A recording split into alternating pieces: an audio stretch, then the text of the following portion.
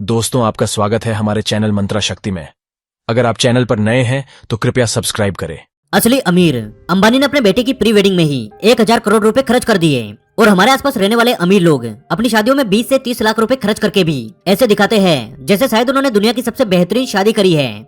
बल्कि अंदर से वो लोग बहुत ज्यादा खुश नहीं होते, क्योंकि असल में उनका खर्च किया हुआ पैसा उनकी सालों की बचाई हुई पूंजी होती है, जो कि वो बस इसलिए इकट्ठा कर रहे थे ताकि एक दिन के लिए वो अपने रिश्तेदारों की नजर में खुद को अमीर दिखा सके। क्या आप मेरी इस बात से एग्री करते हो? आपका जवाब कमेंट करके जरूर बताना। तो सोचने वाली बात ये आती है, इतना पैसा कमाकर भी हमारे आसपास के अमीर लोग असली अमीर क्यों नहीं बन पाते? या फिर दुनिया के इतने करोड़ों लोगों में से 2 से 3% लोग ही करोड़पति क्यों बन पाते हैं, जबकि नौकरी या बिजनेस तो सभी करते हैं, पैसा तो सभी कमाते हैं?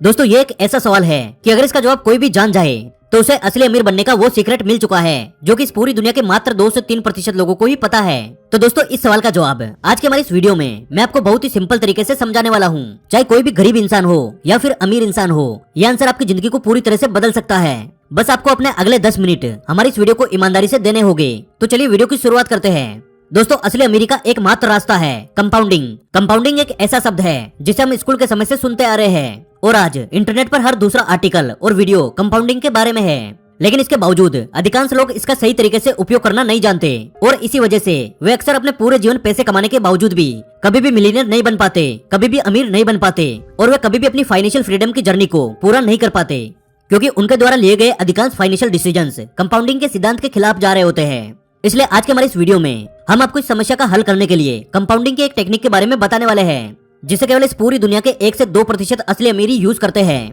ये एक ऐसी टेक्निक है जो कि आपको जल्दी से मिलियनियर बनने में मदद करेगी। अगर आप इसका सही से इस्तेमाल करते हो तो आपको केवल 8 साल ही काम करना होगा और उसके बाद आप अपनी पूरी जिंदगी आराम से बिता सकते हैं। इस कंपाउंडिंग के सूत्र को बेहतर ढंग से समझने के लिए हम एक कहानी की मदद लेंगे। तो आइए शुरू करते हैं। ये 3 दोस्तों की कहानी है, रोहित, विवेक और कार्तिक।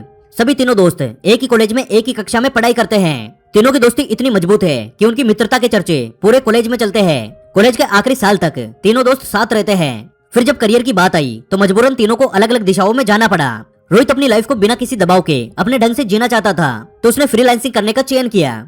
जबकि अपने पैशन को फॉलो करने के लिए विवेक ने एक विज्ञापन कंपनी में राइटर की जॉब ज्वाइन कर ली। अब कार्तिक एक ऐसा लड़का था जिसने अपने कॉलेज की डिग्री का यूज किया और एक कंपनी में as a software engineer job join कर ली। इस तरह तीनों दोस्तों ने अपनी अपनी जर्नी की शुरुआत करी और देखते ही देखते 1 साल बीत गया और इस पूरे साल में उनका एक भी बार मिलना नहीं हो पाया। इस 1 साल में रोहित और विवेक को ये तो समझ आ चुका था कि भाई मंथली सैलरी से उन्हें कभी भी फाइनेंशियल फ्रीडम नहीं मिलने वाली, इस तरह से वो कभी भी अमीर नहीं बन सकते और इसलिए उन दोनों ने अपनी मंथली सैलरी में से कुछ पैसे बचत करके इन्वेस्ट करना शुरू कर दिए। और दूसरी ओर कार्तिक एक बहुत ही सामान्य इंसान था जो कि ज्यादा नहीं सोचता था, क्योंकि उसका पूरा बचपन गरीबी में ही निकला था और अभी उसे जो कुछ भी मिल रहा था वो उसके लिए बहुत ज्यादा था। और इस वजह से उसका माइंडसेट कुछ ऐसा था कि जीवन एक बार मिला है, इसलिए इन्वेस्टमेंट वगैरह में फालतू दिमाग लगाने का कोई फायदा नहीं, खाओ पियो ऐश करो। और इसी माइंडसेट के चलते उसने अपनी कंपनी से कुछ दूरी पर एक फ्लैट किराए पे लिया और कंपनी आने जाने के लिए एक अच्छी कार लोन पे खरीद ली। उसकी मंथली सैलरी 1 लाख रुपए थी, जिससे वो अपनी मजेदार लाइफ जीता, कार की EMI पे करता और जब महीने के अंत में उसके पास पैसे खत्म हो जाते तो अपने क्रेडिट कार्ड को बिना सोचे समझे यूज करता। अब 1 साल बीत चुका था। तीनों दोस्तों ने प्लान बनाया कि भाई 1 साल से मिले नहीं है तो क्यों ना किसी अच्छी जगह पर एक साथ डिनर करें। इसी बहाने पुरानी यादें भी ताजा हो जाएगी और ढेर सारी बातें भी हो जाएगी। वे तीनों अपने प्लान के मुताबिक एक रेस्टोरेंट में मिलते हैं। इतने दिनों बाद एक दूसरे से मिलकर वे तीनों बहुत ज्यादा खुश थे। काफी सारी बातें करने के बाद उन्होंने अपनी फाइनेंशियल सिचुएशन के बारे में बात करना शुरू किया। कार्तिक ने पूछा, और बताओ भाइयों, करियर कैसा चल रहा है? तो इसके जवाब में रोहित और विवेक ने बताया कि हाँ भाई कार्तिक, 70 से 75 हजार रुपए महीने के बन जाते हैं और उनमें से कुछ पैसे अपने फ्यूचर के लिए इन्वेस्ट कर देते हैं। ये सुनकर कार्तिक हंसने लगा और बोला कि तुम लोग 70 हजार में से भी बचत कर लेते हो। या तो भाई मुझे 1 लाख रुपए महीने के मिलते हैं, उसमें भी मेरे खर्चे पूरे नहीं हो पाते। यानी तुम लोग अपनी लाइफ को एंजॉय नहीं कर रहे हो, अपनी बचत के लिए अपनी इच्छाओं को मार रहे हो। इस पर रोहित कहता है, नहीं भाई ऐसा नहीं है कार्तिक, मैं अपने पैसे को सही से मैनेज करने के लिए 80-20 नियम का पालन करता हूँ। मेरी इनकम 70 हजार रुपए महीना है। मैं अपनी इनकम का 80% यानी 56 हजार रुपए अपनी जरूरतों के लिए और बाकी 20% यानी 14 हजार रुपए इन्वेस्ट करता हूँ। और विवेक बोलता है, मेरा भी भाई कुछ ऐसा ही है। मैंने तो अपने फालतू के खर्चों को पूरी तरह से बंद कर दिया है। मैं एक फ्लैट की जगह छोटे से रूम में रहता हूँ। मैं अपनी पर्सनल गाड़ी की जगह मेट्रो का यूज करता हूँ और मैंने तो सोच लिया है मैं हमेशा EMI और लोन जैसी चीजों से दूर रहूंगा। इसलिए मैं कंपाउंडिंग के 843 नियम का पालन करता हूँ। मैं हर महीने 30 हजार रुपए इन्वेस्ट करता हूँ। इससे पहले कि विवेक कुछ आगे बोलता, कार्तिक ने बीच में बात काट दी। ये सुनकर कार्तिक का सिर चकराने लगा और उसने कहा, यार तुम दोनों तो अभी से बूढ़े लोगों जैसी बातें करने लगे हो। हम अभी जवान है, ये टाइम इन्वेस्टमेंट का नहीं बल्कि अपनी लाइफ को एंजॉय करने का है। ये इन्वेस्टमेंट वगैरह सब कुछ स्कूल की किताबों में ही अच्छे लगते हैं। रियल लाइफ में ये सट्टे खेलने जैसा है। हो सकता है तुम्हारा पैसा भी कहीं डूब जाए, फिर ना तो तुम्हारा पैसा बचेगा और ना ही तुम मेरी तरह अपनी लाइफ को एंजॉय कर पाओगे। कार्तिक की बात काटते हुए रोहित बोलता है, कार्तिक विवेक सही बोल रहा है, तुम्हें भी इन्वेस्टमेंट करना चाहिए। देखना कार्तिक, विवेक कुछ सालों बाद रिटायरमेंट ले लेगा और अपने पैसे को एंजॉय करेगा और उसका इन्वेस्ट किया हुआ पैसा उसके लिए दिन रात काम करेगा। रोहित की बात सुनकर कार्तिक हंसने लगा और बोला, रिटायरमेंट वो भी भरी जवानी में नहीं मिलता है भाई, 60 साल की उम्र में ही मिलता है। फिर भी मुझे क्या, तुम्हारी लाइफ जैसा तुम्हें ठीक लगे वैसा करो। और यहीं पर तीनों की बातें खत्म हुई और तीनों अपने अपने घर चले गए। तीनों की जिंदगी इतनी बिजी थी कि देखते ही देखते 7 साल बीत गए। अब इन तीनों की उम्र 30 साल हो चुकी है और इतने सालों बाद वे फिर से मिलने का प्लान बनाते हैं। तीनों फिर से एक रेस्टोरेंट में मिलते हैं। पिछली बार की तरह फिर से इन्वेस्टमेंट की बातें शुरू हो जाती है। कार्तिक उन्हें तंज कसते हुए बोलता है, और मेरे अमीर दोस्तों, कैसा चल रहा है तुम्हारा इन्वेस्टमेंट? तुम लोगों ने रिटायरमेंट लिया या फिर नहीं?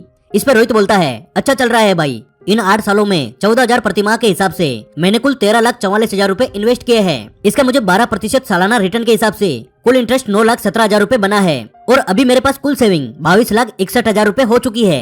और विवेक बोलता है, मेरा भी 30,000 रूपए प्रतिमाह के हिसाब से 8 साल में कुल इन्वेस्टमेंट 28,80,000 रूपए का हुआ है, जिसका मुझे 12% सालाना रिटर्न मिला, यानी 19,65,000 रूपए। अगर मेरे इन्वेस्टमेंट और रिटर्न को जोड़ दिया जाए तो अभी मेरे पास कुल सेविंग 48,45,000 रूपए होती है। दोनों दोस्तों की बातें सुनकर कार्तिक का चेहरा लाल पड़ गया। वो मन ही मन सोचने लगा कि इन दोनों से ज्यादा पैसा कमाने के बावजूद आज मेरे पास कुछ भी नहीं है, बल्कि क्रेडिट कार्ड के लोन बकाया है। जबकि मेरे दोनों दोस्तों ने, एक ने 23 लाख रुपए तो दूसरे ने 48 लाख रुपए की बचत कर ली है। अब कार्तिक पूछता है कि भाई विवेक, 843 नियम क्या है और ये काम कैसे करता है? तो इस पर रोहित हंसते हुए बोला, 4 साल रुक जाओ कार्तिक, तुम्हें खुद पता चल जाएगा। फिर देखते ही देखते 4 साल बीत गए। तीनों दोस्त फिर से मुलाकात करते हैं। रोहित तो 45 लाख रुपए का मालिक बन चुका है और विवेक के पास कंपाउंडिंग के उसी जादू से 96 लाख रुपए थे, यानी पहले से करीब 2 गुना ज्यादा। और ये सब सुनकर कार्तिक के होश उड़ जाते हैं। वे मन ही मन पछतावा करता है और अपनी गलतियों का अफसोस करते हुए बोलता है कि काश मेरे दोस्तों की तरह मैंने भी समय पे इन्वेस्टमेंट शुरू कर दिया होता। फिर दोबारा वे 3 साल बाद मिलते हैं। अगले 3 साल बाद रोहित का कुल अमाउंट 45 लाख रुपए से बढ़कर 70 लाख रुपए हो जाता है और वही विवेक के 96 लाख रुपए अब 1,51,00,000 रुपए बन चुके हैं। अब कार्तिक को रोहित की बात याद आती है जिसमें उसने बोला था कि कुछ साल रुक जाओ, तुम्हें खुद समझ आ जाएगा कि 843 नियम क्या है। अब उसे ये समझ आ गया था कि विवेक को पहले 50 लाख कमाने में 8 साल लगे थे, फिर उसने बाकी के 50 लाख कंपाउंडिंग की ताकत से 4 साल में ही कमा लिए और तीसरे 50 लाख उसने सिर्फ 3 सालों में ही कमा लिए। और यही वो नियम है जिसे 843 नियम कहा जाता है और यही कंपाउंडिंग की असली ताकत है। अब अगर वो चाहे तो कभी भी रिटायरमेंट ले सकता है और बची हुई पूरी जिंदगी मजे से काट सकता है। अब उसे कोई भी काम करने की जरूरत नहीं है क्योंकि अब उसका पैसा उसके लिए दिन रात काम करता रहेगा। अब वो अपने पैसे से कई बिजनेस स्टार्ट कर सकता है, कई लोगों को नौकरियां दे सकता है। तो दोस्तों, कार्तिक को 843 नियम अपनी 37 साल की उम्र निकलने के बाद समझ आया, जब उस पे कई सारी जिम्मेदारियां, लोन अपना कब्जा बना चुके थे। वे पूरी तरह से रेट रेस में फंस चुका था। लेकिन यदि आप असली अमीर बनना चाहते हैं, 843 नियम जितना जल्दी हो सके उतना जल्दी अपनी लाइफ में अपनाना होगा। अभी आपकी उम्र क्या है, कमेंट करके जरूर बताना। और क्या आप फ्यूचर में असली अमीर बनना चाहते हैं या फिर कार्तिक की तरह बस अपनी जवानी में एंजॉय करना चाहते हैं, ये कमेंट बॉक्स में लिखकर जरूर बताना। तो दोस्तों, आज की वीडियो में सिर्फ इतना ही। उम्मीद करता हूँ ये वीडियो आपको पसंद आया होगा। अगर वीडियो पसंद आए तो यार वीडियो को लाइक कर देना, क्योंकि आपके एक लाइक से हमें और वीडियोस बनाने का मोटिवेशन मिलता है। और हमारे साथ हमेशा ऐसे ही जुड़े रहने के लिए आप हमारे चैनल द योगी को सब्सक्राइब कर लीजिए। जल्दी मिलेंगे अगली वीडियो में।